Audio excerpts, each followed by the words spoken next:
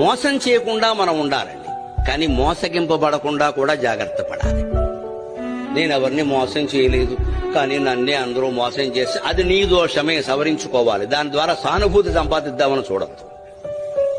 కలియుగంలో ఎప్పుడూ ధర్మం ఏమిటంటే మనం మోసానికి లోను కాకుండా ఉండాలి అంటే ఎదుటి వాళ్ళని మన పట్ల ఏం మాట్లాడుతున్నారో ఏం చేస్తున్నారో ఎప్పుడూ ఓ కన్నేసి ఉంచాలి.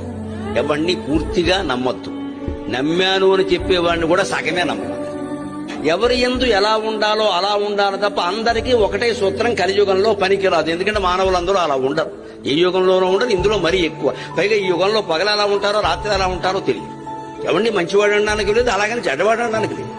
లోకం అంతా చెడిపోయిందంటే మీరు గమనించండి. ఒక 10 ఏళ్లుగా గుళ్లల్లో పూజలు పెరిగాయి, తీర్థయాత్రలు పెరిగాయి, పూజలు పెరిగాయి, అన్ని హారతులు పెరిగాయి. ఇలా ప్రవచనాలకు జనం రావడం కూడా విపరీతంగా పెరిగింది. కానీ ధర్మము నీతి పెరిగిందని చెప్పగలరా మీరు?